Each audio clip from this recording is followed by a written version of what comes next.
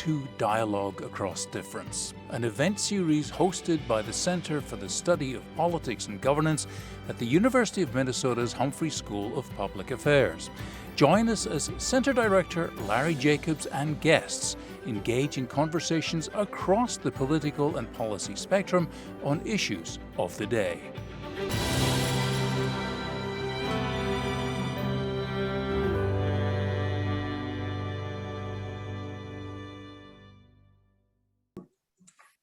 Good afternoon. I'm Larry Jacobs. I'm a professor at the University of Minnesota's Humphrey School of Public Affairs, and we welcome you to today's conversation.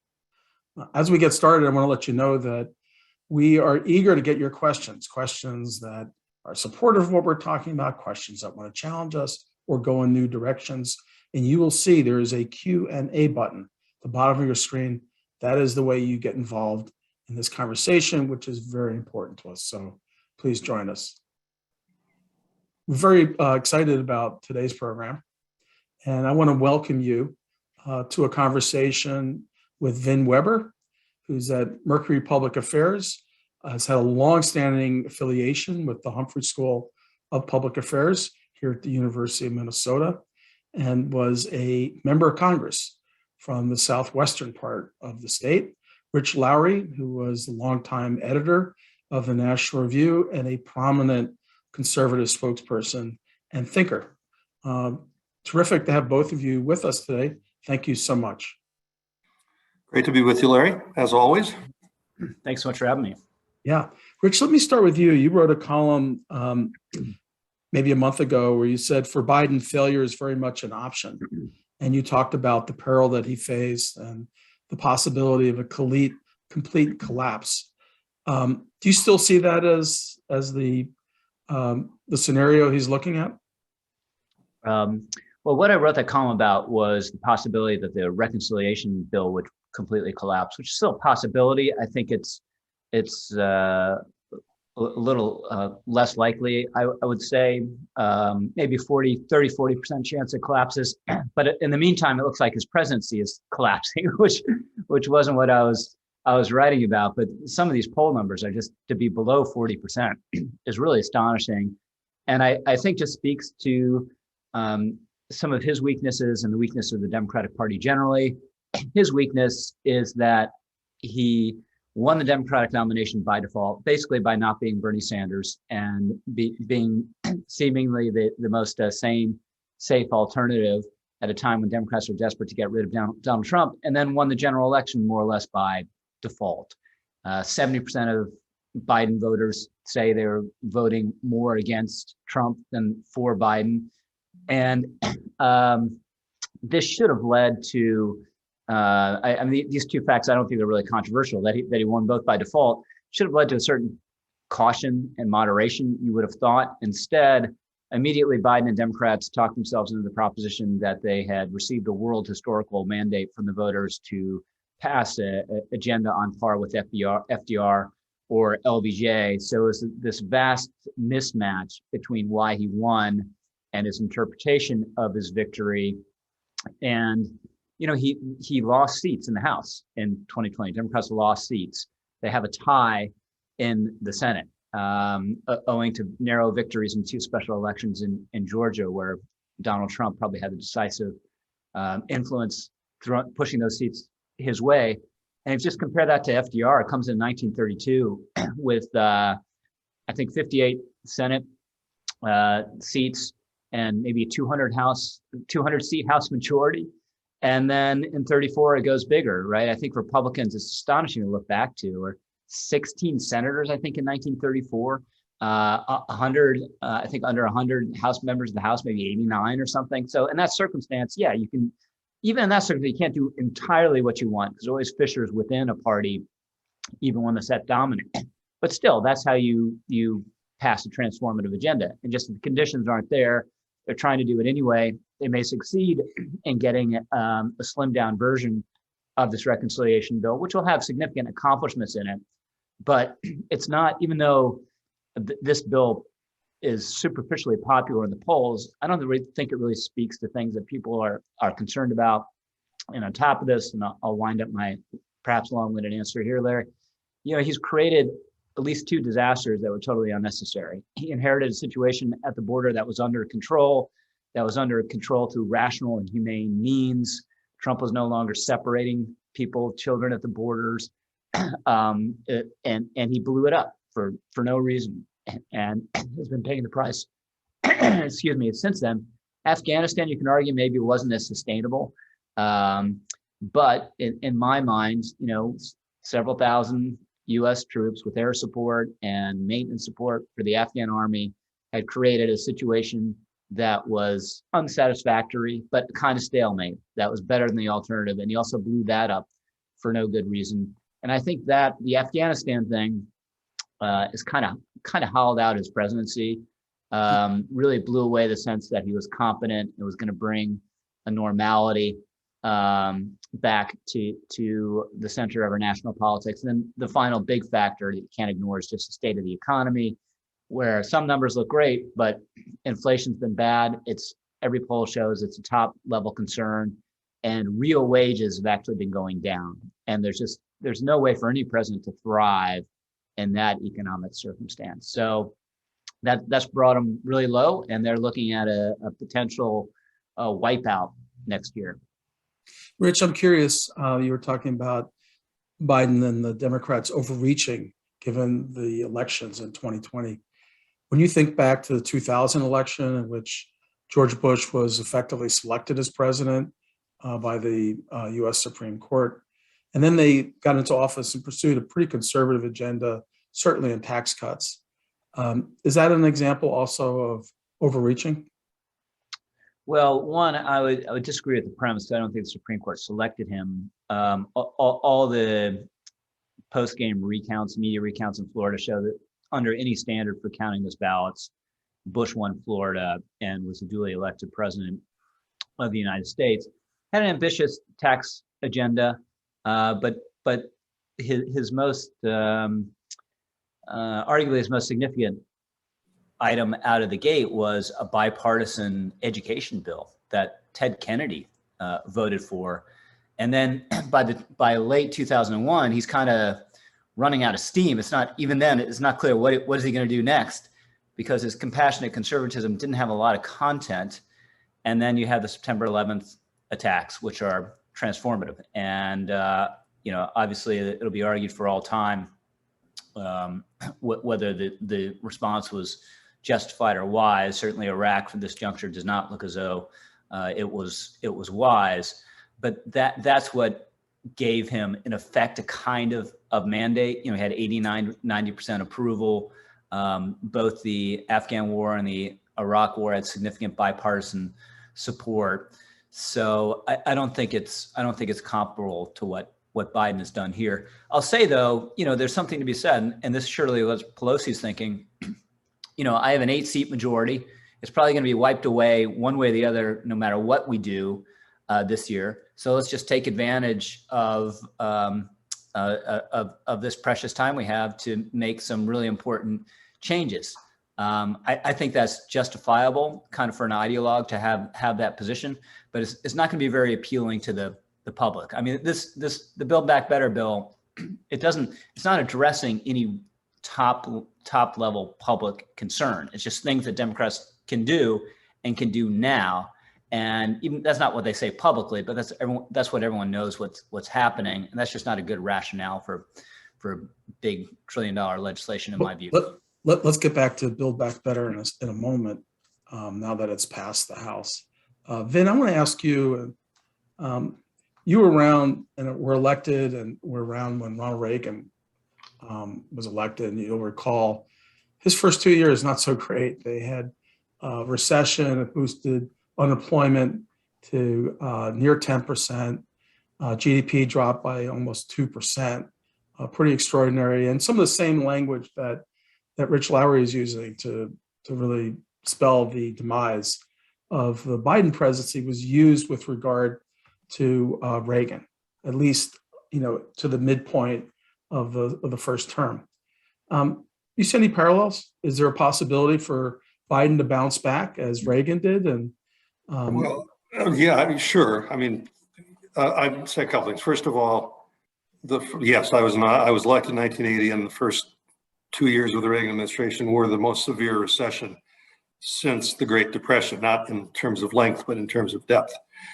But it was engineered, if you will, and I very much supported it, by the Federal Reserve, tightening the money supply to kill off the inflation of the 1970s. And I became a very good friend of Paul Volcker. So when I say that, it is in no way a criticism. I think he did exactly what we had to be done.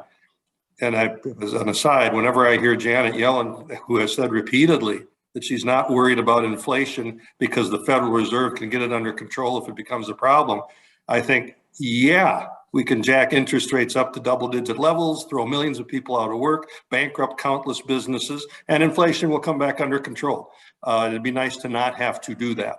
But Reagan also, in the first 2 years, cut taxes substantially so that when inflation collapsed, and it collapsed pretty quickly under Volcker's tending of the money supply, we were set for a takeoff, and we had 7 years of growth. And of course, Reagan, 2 years after losing seats in the midterm, carried 49 states. So I don't see a parallel in terms of policies with Biden today. One other thing I'd have to say, Rich mentioned the polling that shows Biden's approval down to 36%. Well, he didn't mention the 36, but it is 36 in the Quinnipiac poll, 38 in another poll. That's approval ratings are bad. If that was the main thing, I'd say, yeah, he can do things to bounce back. But the more devastating data that I've seen on this president, who I know reasonably well and always kind of like, is that people really have turned against him personally. Pluralities in the polling will say that they don't believe he's honest, that they don't believe he's a good leader. And by 48 to 46, one poll said plurality believes he is not mentally competent to be president. That says that it's more than just a disagreement with policies or the condition of the country. He's not the person in the minds of the public that he was when he got elected, and I think it's hard to overcome that.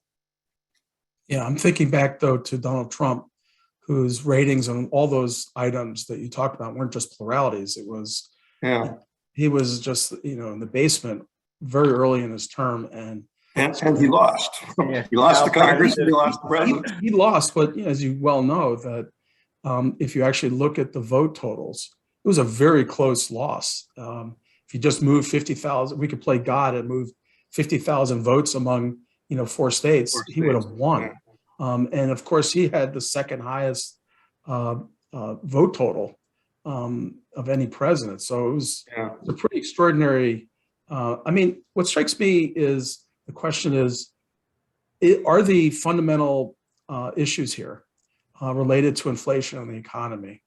Do we think those are durable? Is it really that inflation is going to be, we heading into a 1970s inflation scenario, even though so much of what's happening now is tied to COVID and the restarting of the economy, the fact that consumers have over $2 trillion in savings and are looking to spend it, that we had a, kind of a lean, just-in-time management system, manufacturing system. So the inventories were slow and, all these bottlenecks we see in the economy. Powell at the Fed is saying, this will be resolved within the next few months, maybe by next summer. And there are plenty of economists who see a similar story. So my question is, let's assume that there's a Reagan bounce back on the economy. Is that great news for Democrats? Maybe not in time for midterms, but obviously that would help. And that's a plausible scenario. I would guess inflation is going to be lower next year. Some of my colleagues disagree, but I just got to think, you're right. So much of it is related to supply chain. It's not kind of a monetary inflation the way it was in the 60s and the 70s. It became self-perpetuating and took a real severe recession in different policy direction to kind of squeeze out of the system. It's more supply chain things that you think will be worked out, right? One way or the other. Markets adjust. There are a lot of people, private companies with a lot of money on the line, figuring out how to make this work better. And you think eventually they're going to do it. And Biden, I don't think he'd make a huge difference on any of this stuff, but maybe he can at the margins. He's at least engaged on it now when they're very dismissive of it for most of the year. So best case scenario for Biden, inflation eases, the labor market heals, and the economy is growing robustly. While in the spring, let's please hope God, the pandemic is finally really behind us, because that's another drag. That Delta has stretched out the pandemic longer than most people expected. They passed Build Back Better, so he's got three legislative accomplishments under his belt between the COVID relief, the infrastructure, this, and he looks a little better. But what is looking better at this point? Is he getting above 50 before next November? I don't think there's any chance of that. So he might go higher and take the edge off the losses. But I would think something like a 30-seat loss is almost baked in the cake. But Vin has been, knows Congress better than I do. No, I very much agree with that, and I think that the time to turn it around is a little less than people think. Obviously, the election is about a year from now in November, but the dynamics of the elections, midterm elections particularly, really are set in place a lot earlier than that. I remember during my first term when that recession was hitting hard and we were all worried about it, I remember walking down the halls with a very senior Democrat, a Southern Democrat, and I said, he was the chairman. I said, Mr. Chairman, what do you think? You think the economy is going to get better and that the voters won't take it out on all of us? And he said, well, I'm not going to try to imitate his drawl, but with his Southern drawl, he said, there's a saying around here, Vin, the cake is in the oven by the 4th of July. And that's a piece of homely wisdom, but it's kind of true. I think that if it's going to turn around for Biden and the Democrats, it has to turn around in about the next 6 months, or it would take a truly large event to change much. And that's why I think Rich is probably right. I think a 25 to 35 seat loss is on the verge of being baked into the cake. Now, I saw Gingrich the other day predicted a 70 seat loss. That's because Newt has always proceeded on the assumption that you get nowhere with understatement. A 30-seat loss is baked in the case. If Newt's saying 70, it's going to be 30. Yeah, I think, like I said, he doesn't believe in understatement. So I don't. But I do think that if things get worse, and there are things that could get worse, we haven't even talked much about foreign policy. The Russians are rattling around Ukraine, and the Chinese are threatening Taiwan. There could be a lot of things that get a lot worse, and then you could have a 50, 60 seat loss. Let's get to that in a second. I'm going to, before we move on too fast, just say a word about Virginia. Of course, that's all people were talking about a week or so ago. And to be honest with you, I was not that impressed with a lot of commentary. It was so predictable in a lot of ways. It's just this kind of generic environmental forces. Once Biden's approval, it's collapsing. It's down almost 15 points, more than 15 points from where it had been, and the economy, inflation, which were listed as a top concern of voters. But there's one thing about Virginia that I think is significant potentially. I'd be curious about it, which is midterm elections are always about intensity. And in the battle to stoke intensity, Republicans have issues like parental rights. And Democrats can disagree with it, but what are they bringing to the table? I mean, infrastructure and those kind of projects, it's going to take months to get anything out there people could see. They passed Build Back Better, and I know there's a big rollout of this, and there are going to be 1,000 meetings, but it's not going to bring the same intensity. I'm just curious. Did you see this as an intensity battle, Rich, in which it's really unfair advantage for Republicans? And you're on mute right now. I think I muted myself, and I thought I was unmuting myself. I think it was intensity in part, and the Youngkin people are talking all along, right at the beginning, and you never know, they're blowing smoke, that just no one was particularly excited about McAuliffe, this white male at a time when identity politics means more on the left than it has, who had been there before, and it kind of lost a step. And Terry McAuliffe is a delightful guy. I mean, anyone in a room with him is going to like him. But this was the key telling me he was going to lose. Is just the last month or so, he just looked and sounded exhausted, desperate, and afraid. And education played huge. And Larry, I agree with you. It's easy to overinterpret just one race when it was clearly a wave around the country. you don't get the state senator of New Jersey, Democrat state senator, losing to a truck driver in a normal election. So that would say, well, Youngkin's going to win no matter what. But I think Youngkin easily could have come up short. I mean, he won by fewer than two points if he didn't run such a shrewd campaign. And for me, what was encouraging as someone who's not enamored of Donald Trump, is there a way to get beyond Trump without alienating Trump voters that the party now just needs to win? It just does.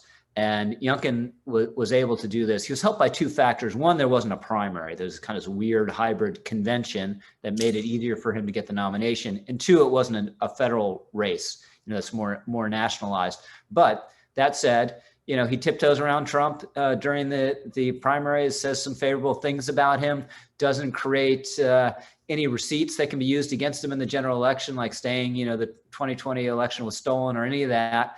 And then once he's got the nomination, then he's like, I'm my own guy, and just doesn't want to talk about Trump at all. And went with a totally opposite approach of Trump. I mean, one reason I was shocked that Trump won in 2016 is usually you mentioned Larry, George W. Bush earlier, and I mentioned compassionate conservatism.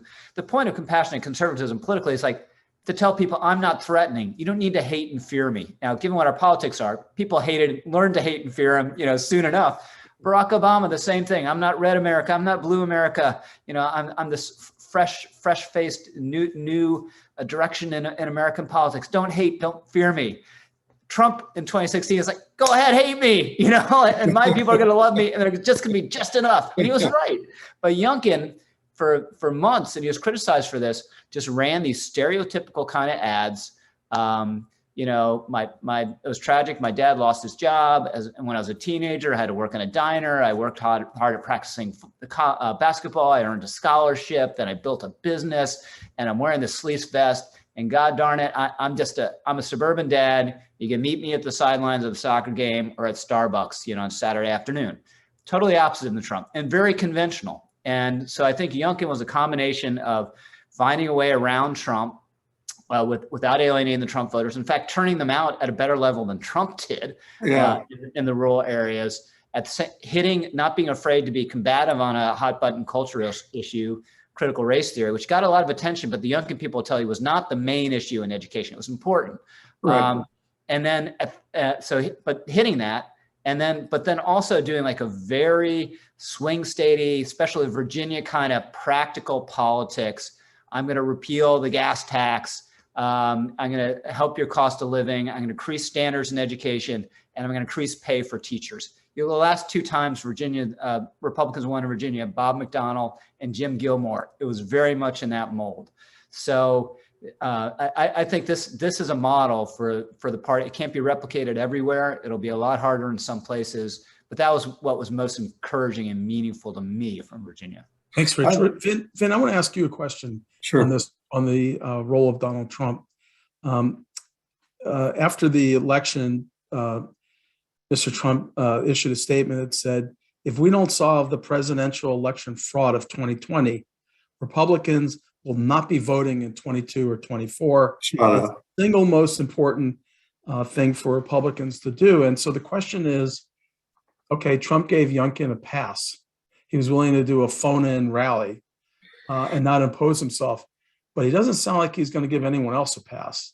So is this a threat? Are we looking at another Georgia 21 in which Trump's intervention like that could well have cost Republicans the two special elections? Yeah. The short answer is yes. I think that and not the resurgence of the economy or Joe Biden is the greatest threat to Republicans. And you're right. It was handled well in Virginia. Maybe through Youngkin's skill, but also through a little bit of luck. But if Trump injects himself into the 2022 elections, particularly with a focus on making everybody say that the last election was stolen, that's a greater threat to Republicans, in my view, than changing economic circumstances or even an improvement in Biden's polling. It could be really, really bad. I want to make one more point about the election in Virginia, because as you know, I've got a residence in Virginia. close friend of mine who is about as deeply involved in Republican politics as anybody I know and has been for decades, has a theory. Terry McAuliffe, great guy, and I agree with Rich on that, nice guy. Terry and the Democrats, every other word was Trump in the campaign, making Youngkin look like Trump. My friend's theory is that did not have the effect of motivating Democrat votes, but did have the effect of telling all the wary Trump voters, particularly in southwestern Virginia, that they needed to get out and vote for Trump, for Youngkin. And he's got all sorts of numbers that he says prove that, but that's kind of an interesting take on what happened in that race. So I guess the question heading into 22 and 24, and I think, Rich, you may have answered this, is Donald Trump essential for Republicans to turn out a winning coalition? And I guess you'd look at Virginia and say, well, not in Virginia. Youngkin did it on his own and was thankful that Trump didn't kind of invade. So are you pretty confident Republicans can get out their Republican base, can actually mobilize winning in these kind of more competitive areas? Yeah. Sorry, Larry, we talking about 2022 or 2024? Yeah, 2022 and 2024. Yeah. So 2022, I just don't, going back to what we were saying, they're not going to mess it up. I mean, there'll be some bad candidates. There always are. But I just be very surprised if they don't, they don't take 30 seats or so, and Senate's a little tougher, but I'd be kind of surprised if they didn't take the Senate as well. So 24 is a real tricky thing, right? And just so much depends on Trump and what he does. I'm increasingly of the view, I can't prove it, I've been so wrong about so many things related about Trump. I thought he was, in August 15, I thought he was on the verge of fading, right? And there's no way he could maintain people's interest the way he had. But I just wonder if imperceptibly, just millimeter by millimeter every week, his grip is just getting a little looser, but his decision whether to go or not will be hugely consequential. Probably the most important single person's decision affecting the future of the Republican Party since Eisenhower said he's a Republican and he's going to run, post World War II. It'll totally change the field, totally change what happens. If he doesn't run, he has zero chance of winning the nomination. If he runs, a really good chance, probably. I was talking to one senator, Republican senator with national aspirations, which I know doesn't narrow it down very much. And he was saying just a couple weeks ago, if Trump runs, he'll clear the field and he'll be the nominee. And there's no question. I think that's wrong. I don't think he'll clear the field. I don't think he'd necessarily win, but he'd have, some real significant chance of winning. And I just think maybe if he's running against Biden, if Biden's at 38% approval, maybe Trump could win. But, you had a wall of 81 million people or whatever it was voting for Biden that was primarily about voting against Trump, and just starting off from that place again doesn't make any sense to me. During most of his presidency, from my perspective, I was always worried about the character flaws. It seems as though we're kind of tiptoeing through them. There are tweets that are terrible and things no president of the United States should ever have said. But most of the governance from my perspective, even though it was shambolic, the outcomes were pretty good. But then it all fell apart after the election. It's primarily just on ego. He just couldn't admit that he lost. He's dragged the party down this rabbit hole of conspiracy theories about what happened in 2020. And those things make him even more unsuitable for the office than he was at the outset. So I'm hoping he doesn't go, but no one knows whether he will or not. Only he knows, and he probably doesn't even know yet. If you're listening, I know there are a bunch of you out there.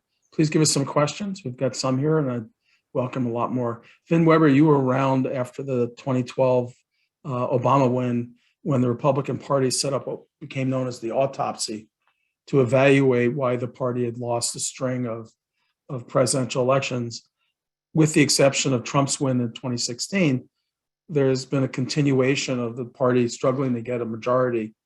And as the autopsy said, the failure is due to a lack of inclusivity and a welcoming that would broaden the base of the party. Has Donald Trump set that mission back so far that it's going to be difficult for the Republican Party to be the majority party that you used to talk about and that Ronald Reagan achieved? I mean, Ronald Reagan and Republicans were they had a majority party, and it doesn't look like it's heading in that direction. Well, I don't know, Larry. I certainly in 2016, I thought that Trump was going to absolutely destroy the Republican Party's chances of building a majority coalition. That was my deep held belief. But I don't think I was right about that. I mean, Trump did actually a little bit better with minority voters than Mitt Romney or John McCain had. A lot of the polling, particularly in the Hispanic community, indicates that a movement toward the Republicans and conservatives may well be continuing, stronger in some places like South Texas than in other places. But Youngkin did very well with the Hispanic vote in Virginia, which is not like Texas or Arizona, but it's substantial. And it's a different, in a way, the Republicans are acting on the autopsy in the sense that they are now focusing on organizing and communicating, particularly with Hispanics, less so with African Americans, but that's what the autopsy talked about, we need to communicate with those constituencies. What's different is it's a different kind of message than I think any of us anticipated was going to be the message in 2012. In a sense, it is a Trumpian message. It's nationalistic, values oriented, and it seems to be moving voters. Yeah, I mean, it is interesting if you look at the aggregate numbers, and I agree with you, there are variations around the country. Both Hillary Clinton and Joe Biden won about 2/3 of the Latino vote, and the Black vote is, about almost 90%. So there appears to be, a real challenge there for Republicans, particularly in the era where we're seeing more and more of the electorate becoming, people of color. Rich, Lowry, I think, Larry, can I just pile in on that really quickly? This reminds me a little bit what we're talking about the Virginia election, how they're these big trends that make a mistake to focus too much on an individual or an individual race.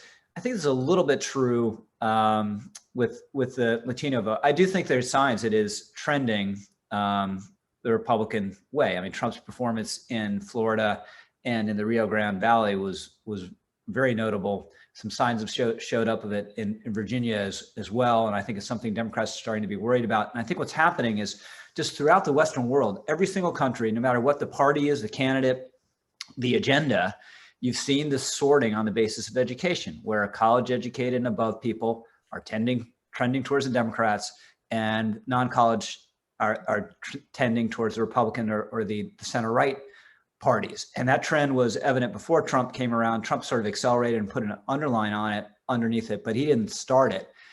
And that trend will tell, in my view, among Latinos.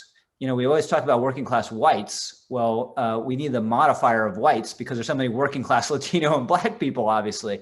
And if you have a Republican Party that has more of a populist message and is appealing more to working class people, that Republican Party actually should be able to cross, I think, racial lines better than a stereotypical Republican Party could. And I think we're seeing signs. You're right to emphasize it's small, it's minor at the moment, but it's I think it's discernible and could be a trend that carries forward. Can I add a note to that, Larry? But I want to ask you a question. Yeah, go ahead. Which is, we have a number of Republican states that are passing new laws with regards to voting. And a lot of the pushback on it has been on racial grounds, that these laws are aimed at suppressing, discouraging the votes by African Americans and other people of color. Does that, pose a threat to this kind of, maybe subterranean and slow but gradually building argument about the Republican Party's success with voters of color? Well, I suppose go ahead, Rich. Asking Ben? No, go ahead, Rich. Sorry, if it was directed to you, I don't mean to jump in. No, you go ahead. No, go ahead, Ben. I just. I would say if it's real, it poses a threat. But it's amazing to me. Listen, I mean, both parties have arguments that delegitimize their losses. With the Republicans, it's voter fraud and stolen elections, things like that. With the Democrats, it's voter suppression. Meanwhile, voter participation is growing, particularly among people of color. There's no evidence that I can see that the vote has actually been suppressed. So and by the way, in polling, African-American voters are more strongly supportive, for instance, of voter ID than are white voters. So, yeah, if there are actual things that really do suppress votes among people of color, that would be bad on every ground. But I don't think it's happened, and I don't think it's going to happen. Richard, do you want to jump in on that? You're muted. You're muted. I basically agree with that, unsurprisingly. Some of these provisions that have been brooded about in these bills, limiting Sunday early voting in a way that's pretty clearly aimed at limiting the so-called souls to the polls efforts that Black churches wage, are indefensible, wrong, and they've been stripped out and not passed. The rest of these things, whether you think they're right or wrong, are not going to suppress the vote. It just, Georgia is supposedly the poster child for voter suppression. Everyone is registered in Georgia. They have automatic registration. The League of Women Voters, there's a story in the Journal-Constitution, I believe it was, within the last year. League of Women Voters has given up trying to register people. They can't find anyone new to register. Turnout has been up in Georgia. And the idea that kind of pandemic emergency measures like drive-through voting in Texas, that if you roll that back, that's voter suppression. It just doesn't make sense to me. And just last thought on this, Larry, I do think the background to this, some of it's Trump complaining about 2020. Some of the Republicans have cared very long time about security around elections and worried about voter fraud. But some of it's clearly they think, well, turnout's not great for us. I don't think that's true. I think Virginia shows high turnout helps the Republican Party now. So if any of this is motivated by trying to suppress turnout, it is not just wrong on the merits, but it doesn't even make sense, I think, for partisan purposes anymore. Okay, so that's an important Absolutely. point. You're kind of challenging the thinking of some Republicans that we want to hold down the turnout because it'll hurt us. You're saying, well, that doesn't appear to be the case. Virginia certainly, and as I said, Donald Trump came very close to winning in 2020. Here's the one part of the story, or one of the parts of the story about the voter election laws I think is significant. In Georgia, one of the new laws that have come into place puts the ultimate control over election ballot counting in the hands of partisan panels. And that is a radical shift in America's approach to election administration, which has been uniformly nonpartisan around the country. It doesn't matter what state you're in. It's like fight it out for votes, and then once the votes are cast, it's been very straight. And I think America stands out. That's something we're proud of. Georgia, we'll see if they actually use that capacity to make decisions based by partisan panels. But I think that's something to watch. Hey, I want to move on because I've got a couple other topics here, and domestic and foreign policy. Before we head into foreign policy, we've been talking on and off about deficits, and lots of folks are concerned about deficits across party lines. And I think one of the concerns about deficit spending and the Republican criticism of it is this real? Is it situational? Is it just partisan? Because we've had a string of Republican presidents who cut taxes, promised this kind of supply side effect in which the cuts would be paid back by new surge of revenue, and that hasn't happened. We had it with Reagan, with Bush, and then with Trump, who talked about supercharging the economy, and then the deficit grew. So Vin, are Republicans serious about the deficit, or is the talk about deficit that progressives shouldn't spend money on their programs and increase the deficit, but it's fine for Republicans to cut taxes if it increases deficits because they prefer lower taxes and they care less about the deficits? Can you get us to some place of consistency here? Probably not. Good luck, Ben. I was always a supply sider. I was a Jack Kemp guy, and I never claimed to be a deficit hawk. It doesn't mean that I think deficits are irrelevant, but I was not in that camp. Most Republicans that I served with and that are serving now are conflicted and ambiguous on this topic, in my view. Yeah, they think that deficits are bad. They would like them to be smaller, but they also do want lower taxes, and it creates an inconsistency in their voting. What Republicans really in my day believed in was, and the reason we supported tax cuts, I don't think many Republicans really believed the tax cuts would generate so much revenue that they would wipe out the deficit. But we did believe it would help spur growth and thought that that was more important. And I still think that. I still think that whatever we may think about Trump, he passed tax cuts and regulatory cuts that encourage growth in the economy. And I think that ought to be one of the central principles of the Republican Party, is that we are a party of growth, private sector growth. And if we have to wrestle with the deficits on the other side, but that should not be the primary focus. I think what bothers me now about the Democrats' approach to it, however, is we've gone to a whole new level where they've embraced a theory, modern monetary theory, that specifically says we can have any level of deficit we want and it'll have no implications. It's not just that we've sort of drifted into this and the numbers don't work out, or Congress has gotten particularly irresponsible. You know, John Yarmuth, the chairman of the budget committee that produces these bills, explicitly cites modern monetary theory and says that we can spend whatever we want. Yeah, I heard him say it's like the game of Monopoly, where the rules of the game allow you to print up new dollars if you use all of them in the game. That was not my analogy, it was his. That scares me a little bit. Yeah, and I know that's a popular talking point among progressives, but that's actually not what the Democrats have done. They've actually gone to CBO, and the score that came out this morning or last night, the numbers, you know, particularly when you dig in a little bit, it's a lot closer to being responsible in a fiscal sense than the tax cuts by Donald Trump. And we can go into the weeds on that, but you know, I think there was an effort, and it's being required by Manchin and Sinema, that they have a responsible, fiscally balanced budget. But I appreciate your candor, because you know, you're one of the few people who have just come clean on saying this. And I think for a lot of people, it's, you know, a lot of people like me who are concerned about deficits, we hear Republicans and we're like, yeah, I just don't believe them. I think it's just a talking point. But you know, I understand where you're coming from, and I respect that. Rich, where do you come down on this?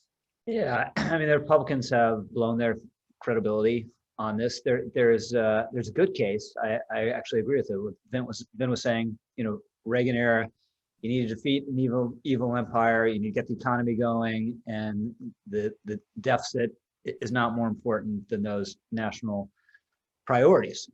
Debt was much smaller there than as well. Reagan said famously that the deficit was big enough to take care of itself, which ended up being right, actually. If you grow the economy and have at least some level of government restraint, you're going to overtake the deficit, which ended up happening. Some arguments over exactly why, but in the 90s, now we're in a drastically different place. But you know, there's some changes in the Republican Party policy-wise that I welcome from Donald Trump. New attitude toward China, new attitude towards immigration. But on spending, it's just something that the party, it talks about it now, but had zero interest in pursuing restraint while Trump was president. I mean, running almost $1 trillion deficit at a time of peace, mostly peace. I mean, we had small wars ongoing. And prosperity, it's crazy, and Republicans did it, and they no longer talk about the main drivers of the deficit, which is the out of control entitlements. So, you know, that doesn't make what the Democrats are doing any better. I mean, this bill is notionally paid for, the reconciliation bill, but you know, we're still spending, you know, another $2 trillion on top of all the trillions that went out the door the last 18 months. And just last thought on this, Larry, Republicans are just sounding the alarm on the deficit and the debt when they're not in power repeatedly. They've always been wrong. And maybe they'll be wrong, you know, this time as well. I kind of hope they are, right? But eventually they won't be. Eventually the ball will bounce the wrong way on this, and interest rates will run out of control for some reason. And then the debt will be totally unsustainable, and we would be facing some crisis where we really could affect, the standard of living of everyone in the country. And that's just a bad thing that prudence would dictate. You want to just avoid running that risk eventually. And neither party has been very interested in that kind of prudent governance. Vin, we've got a great question here from Mike Franklin, who's an important public policy person here. And I think. And the mayor of Jordan, Minnesota. And here's Mike's question. You've been talking about the Republican wave in 22 being in the oven, I think was your phrase. And the question Mike has is, do you think that wave will reach bluish Minnesota? In past years, particularly 2010 and 2016, national Republican surges seemed to stall out when it hit Minnesota. Well, I think Mike is right in his analysis, but yeah, I do think it's going to reach to Minnesota. And I think, I mean, Minnesota has changed along with the rest of the country a lot in the last several years. Some places that's been bad for Republicans, like in the suburbs. Some places it's been good for Republicans. A lot of rural areas that used to vote Democratic, not just the Iron Range, but some of the old farm labor country in western Minnesota, they all vote Republican now. So the Minnesota today is not Minnesota of 10 years ago. Some of that's helpful, some of it's not. But I do think the blue wave is going to make its way into Minnesota. I think Republicans are going to take both houses of the state legislature in Minnesota. And I think we will have a competitive congressional race in the 2nd district. Of course, we don't know what the lines are yet, but I think that race will be competitive. So I think it can move our way.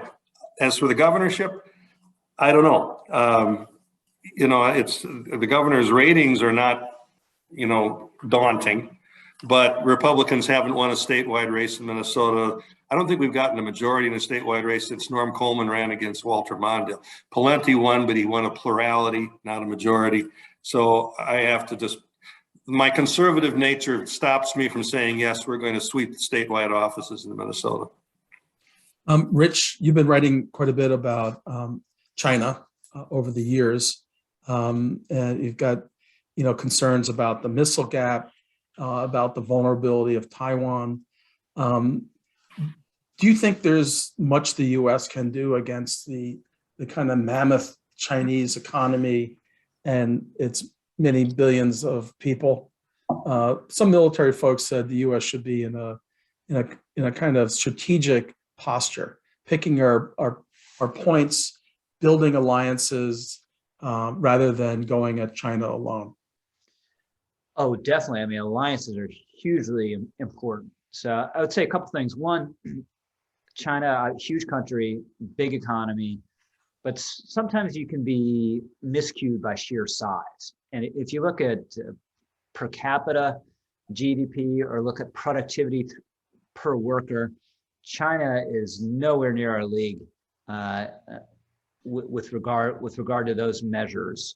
So we're still in a very favorable position. Just overall, geostrategically, no one is in a better position than the United States. They just aren't. We're surrounded by friendly countries to the north and the south, by 2 big oceans.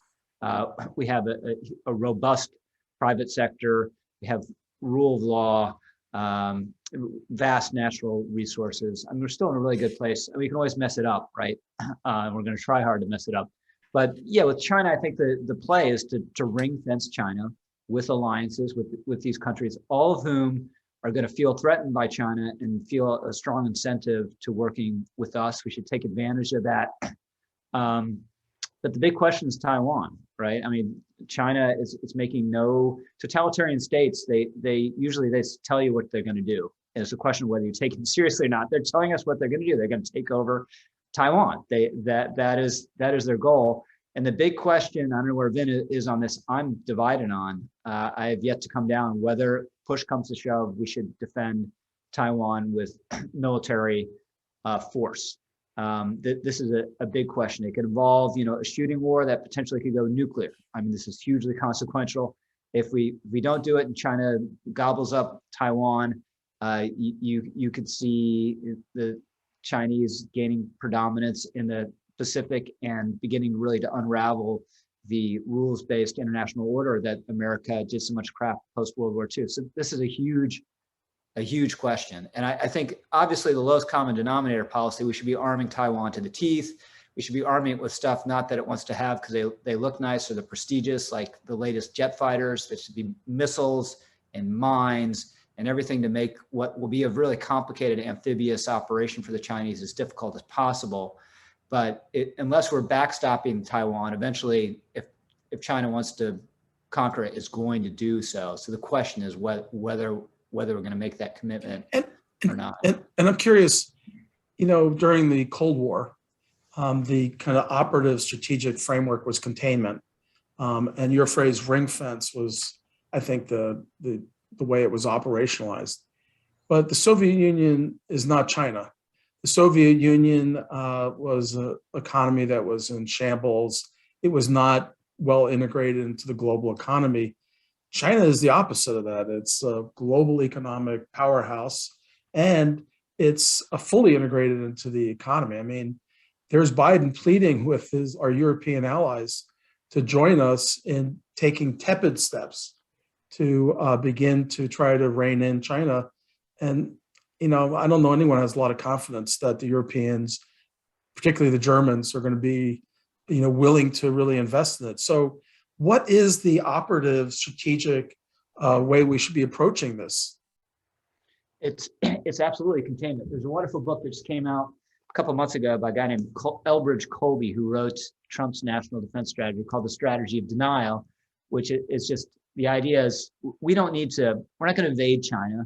We don't need to topple the regime in China. We just need to stop it from expanding. And we should be able to do that. It's very hard for China to conquer to Japan or some of these countries in Southeast Asia. It's Taiwan that's the main vulnerability. And just whether the advantage of making a defense commitment to Taiwan is maybe you deter the Chinese from trying it, right? And then there's no bloodshed and it's the status quo, which reasonable people in the world should be satisfied with. But the downside is that if you make the commitment and they go anyway, you either have to back off and totally shred your credibility, or you got to fight. And that's the big question. And as I say, we have a debate coming up in the next issue of National Review. Colby is going to write one of the pieces. He says, yes, it's absolutely essential to defend Taiwan. We have another national security conservative arguing no. As I say, I still don't know where I am on this. So Vin, can you help us with kind of think about this strategically? I know you've been very involved with kind of national defense posture and strategic thinking. We had containment during the Cold War. That's not going to work with China. Is there another kind of approach or way of thinking about this, a mindset? Well, I think it's very complicated. First of all, on Taiwan, I'm right about where Rich is. A couple of thinkers on the right have been advocating what they call the porcupine strategy, which is that Taiwan needs to be a porcupine. It's so heavily armed itself in every way, right down to the notion of militias of the Taiwanese people ready to fight the Chinese if they come in, so that it would be too costly for China to invade. So, I think that's a good idea. But as to us going to war with them, I'm right where Rich is. I'm really anxious to read the next issue of National Review. I do think that their economic leverage, which you cited, Larry, is real, but it's not without problems for them because of the way they're conducting it around the world. They're putting strings on all of this. They're indebting a lot of third world countries beyond their capacity to pay back, and they're very heavy-handed in the management of their economic relations with trading partners. The last administration had at USAID a policy called Clear Choice, which was aimed at going into the particularly third world nations and competing with the Chinese directly, showing them that there's a better option for those countries that desperately want to develop than essentially selling their souls to the Chinese. I think that has to be a part of the strategy. We can't stop them from competing around the world, but we can take advantage of their totalitarian nature, which they want to foist on the rest of the world, and which many people don't want to have foisted on them. We're running out of time. Vin, I want to ask you kind of a global question, because you've been such an important figure and thinker over these decades. When you came into politics, Ronald Reagan had a broad vision that sought and succeeded in rolling back a good bit of the New Deal and changing the terms of public debate towards seeing government as a problem, to the point that Bill Clinton even said that government is the problem. You had things like privatizing Social Security that was in the ether. People were talking about. National Review was writing about it. And then you look at now, the Affordable Care Act was aimed at being destroyed by Republicans. It's here and it's expanding quickly. Actually, it's expanding quickly. You've got energetic core of the Democratic Party that's quite progressive and wants to raise taxes and redistribute. The polling shows quite a bit of popularity for the core of the Build Back Better, tangible programs, like expanding long-term care for seniors, in Medicare that are going to be embraced, and ARP will be behind it. Hearing care for seniors and Medicare. I mean, it looks like the pendulum has swung in a progressive direction. Does that make sense to you, or do you see it differently? No, I remember, Larry, after the election in which Ilhan Omar was first elected congressman from the 5th District of Minnesota, we had a panel at the Humphrey School, and I participated in it. And one of the things that I said at that time, to the day after the election, that annoyed a lot of my Republican friends is that the progressive movement, with which I disagree almost entirely, is the most coherent and organized political dynamic movement in the country today.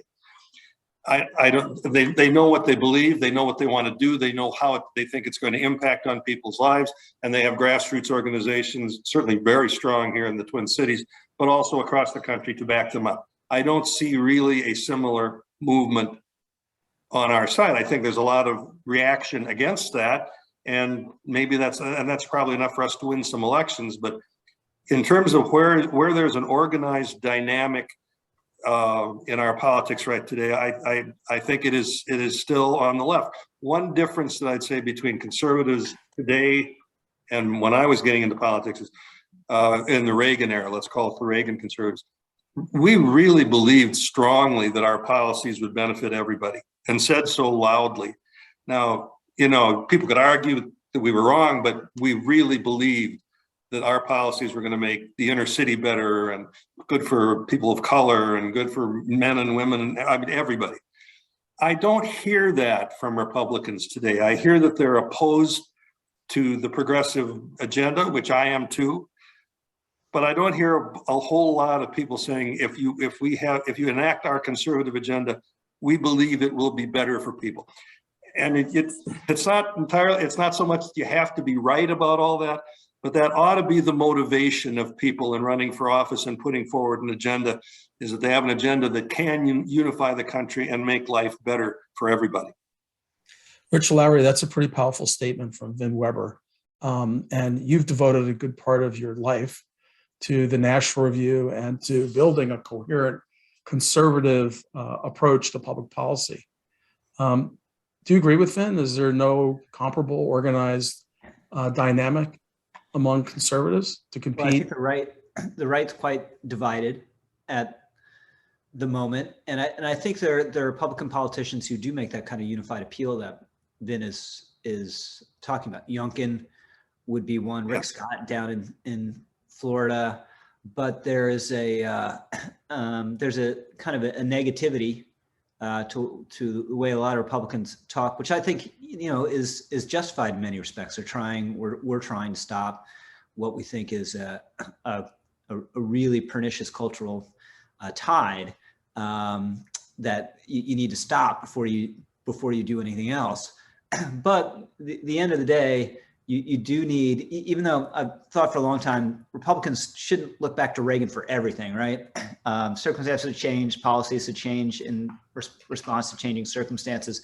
But I remember when people were saying Trump was too negative, I was like, is that really true? Because Reagan could say some really harsh harsh things. You know, he was fighting the Soviet Union and campus extremists. And then I looked at his Reagan's 1980 acceptance speech at the Republican convention, and and this is a really bad time for the country, and he has every reason to accentuate the negative, running against an incumbent.